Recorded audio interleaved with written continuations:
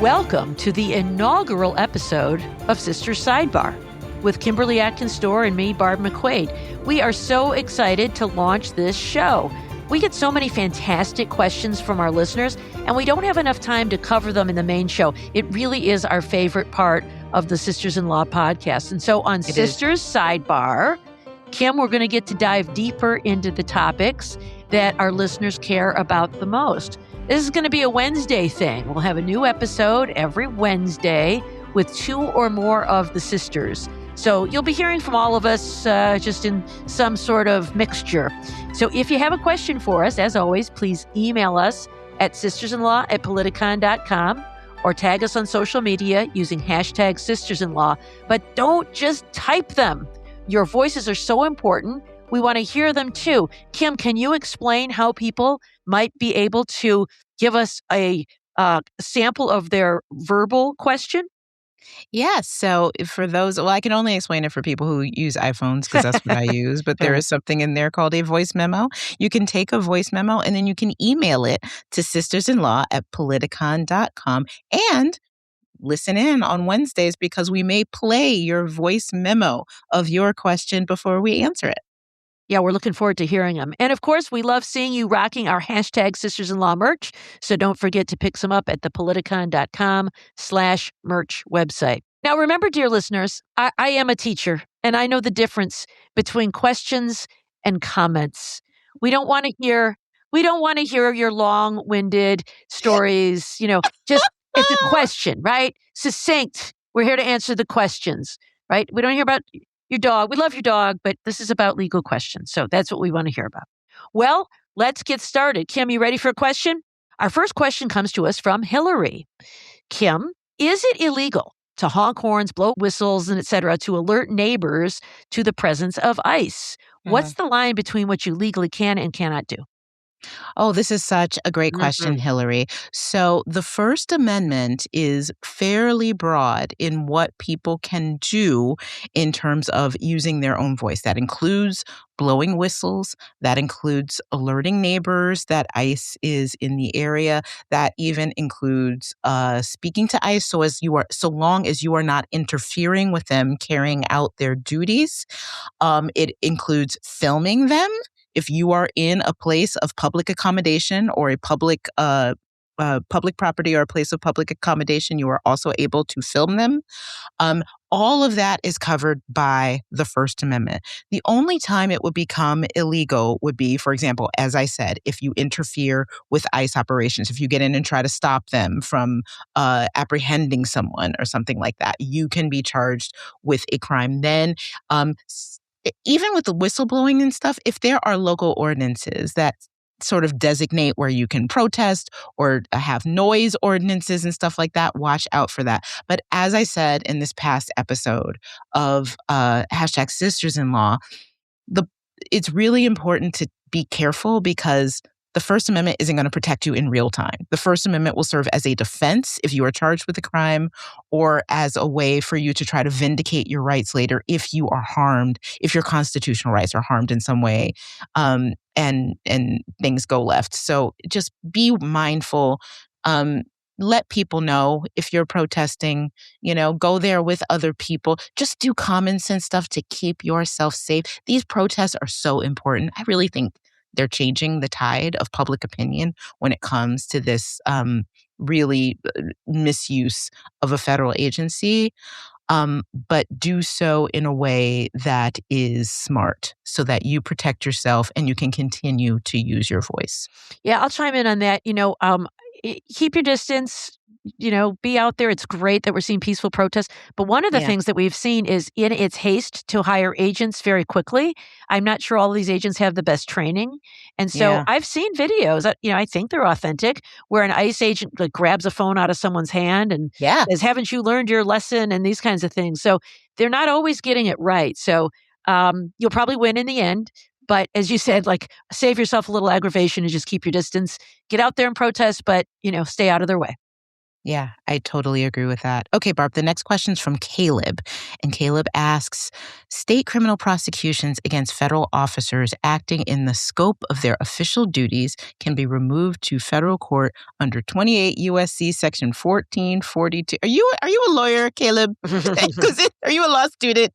Because it sounds like you know what you're talking about here. And then I found 28 USC section 1455 gives some procedure for that. But how does this practically work? Barb, do you have an answer for that? Yeah, this is such a great question. Now, I have never dealt with this in my own practice. It's pretty rare. But if, for example, just hypothetically speaking, if state prosecutors in Minneapolis were to charge Jonathan Ross, the ICE agent who shot Renee Good, they could charge him with a crime of, maybe murder or manslaughter or something like that. The federal government can remove that case to federal court, even if it's filed in state court. But one thing that's important is state law would still apply. They would still be analyzing it under the state of Minnesota murder law, and state prosecutors would be handling that case. Typically, they get sworn in as special assistant U.S. attorneys. Now, there is an argument about qualified immunity. J.D. Vance and some others have said these federal agents are absolutely immune from prosecution by state prosecutors. That's not right. They do have immunity, but they would have to show that they were acting within the scope of their duties at the time, they were on duty, and that what they did was necessary and proper. And so that's going to be a question that gets litigated. But the mechanics are state law being applied in federal court. And I think an important point to point out here is just because it's in federal court doesn't mean it's under DOJ control. So the DOJ can't say, okay, this is federal, now we dismiss it. It's still a state case. The only thing that changes is the venue. And the idea is they don't want state judges to be biased against this if this is tried in state court. So very, very good question. All right. Our next question for you, Kim, comes from Tara. She asks, with Lindsay Halligan disqualified by a U.S. district judge and her outrageous claims that she was politically targeted, is there any recourse to disbar her? Oh, our good friend Lindsay Halligan. The answer to that question is yes. Can she be disbarred? In general, yeah, any attorney in good standing who faces a disciplinary action, disciplinary complaint, can be disciplined in some way that includes disbarment. And I do believe there has been at least one complaint issued against her based on her action in bringing these criminal charges without proper predicate, without proper evidence to support them. And that is one reason. I think the fact, one thing that will be interesting about this, I don't know how far this goes. Now, I should back up and say, and Barb understands this too, disbarment is incredibly rare. I think I only personally know one person who has been disbarred, and that's because he stole his client's money. Yeah. It has to be really... It's a lot. It's a pretty high bar. Right? Really, really bad. Usually there'll be suspensions and you have a chance to plead your case and try to get get back in good standing, and they're pretty generous with that. But the fact that judges were basically like, girl, bad, this is not your job anymore, and kicked her out, is they basically came and took off her name off the door while she was still sitting in the office to kick her out. I think all of that would bear evidence against her, and I think that a disciplinary action against her would actually be pretty strong. Mm-hmm.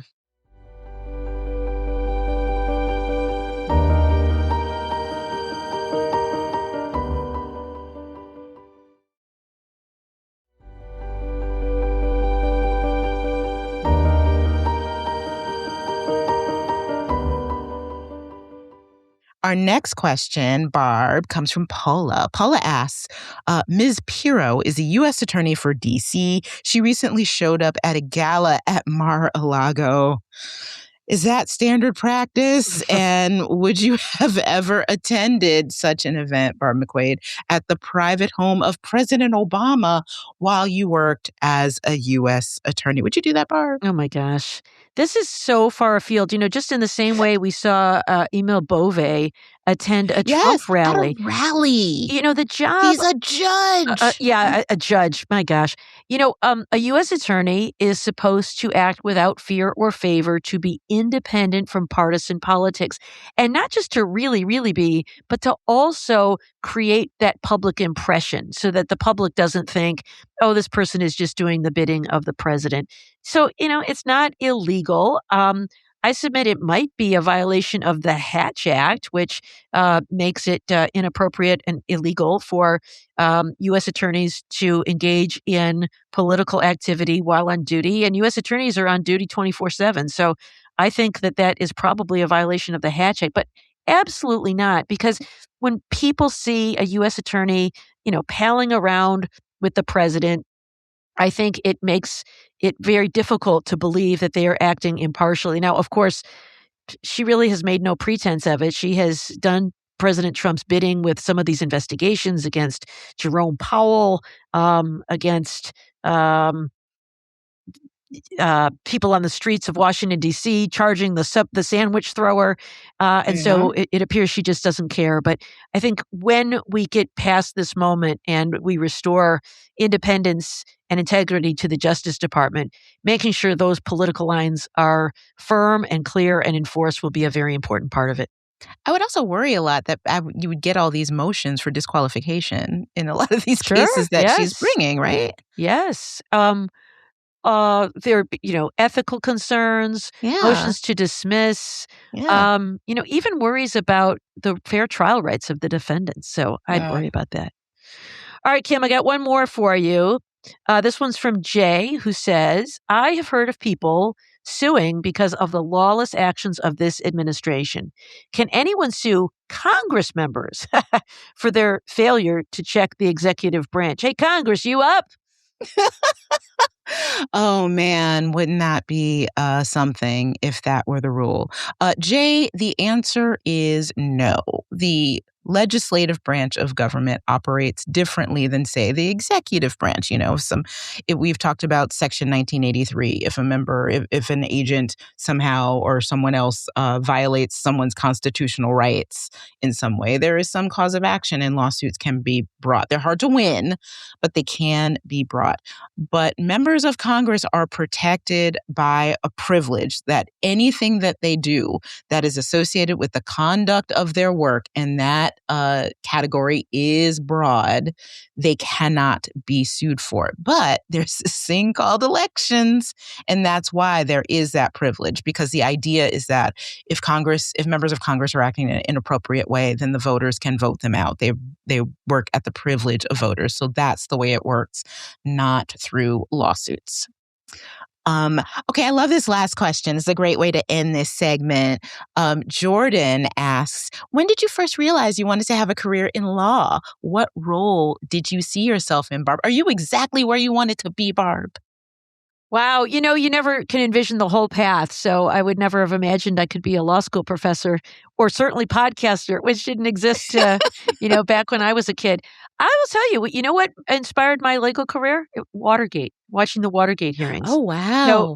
In some ways it was Jill Wine-Banks. If she were here, I'd say, Jill! I've been watching you, Jill, since I was a little girl.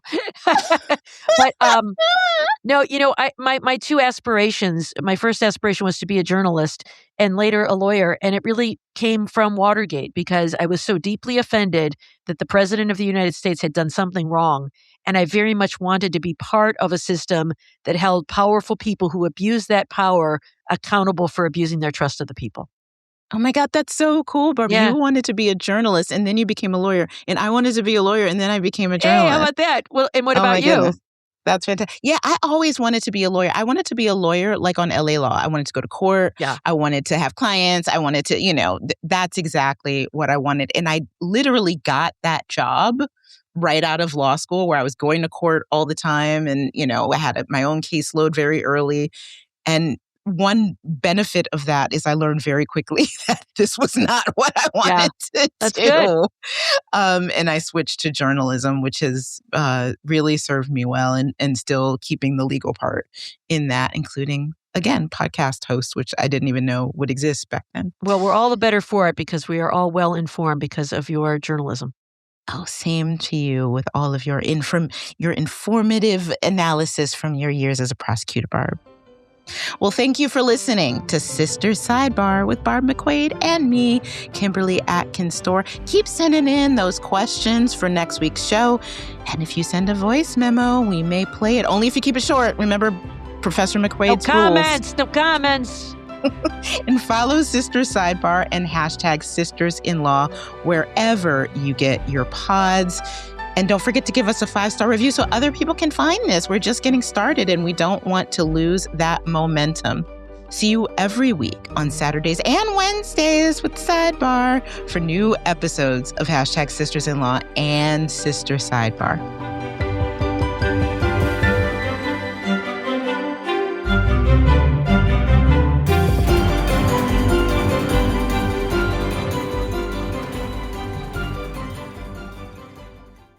All right, Kim, who is going to explain to Jill how to record a voice memo? Well, does she know how to use her iPhone yet? No, she always complains. She always complains about it. I don't think she knows how. But man, okay. I nominate you to teach her how to do it. All right, I'll do my best. She can get it. I have faith in her.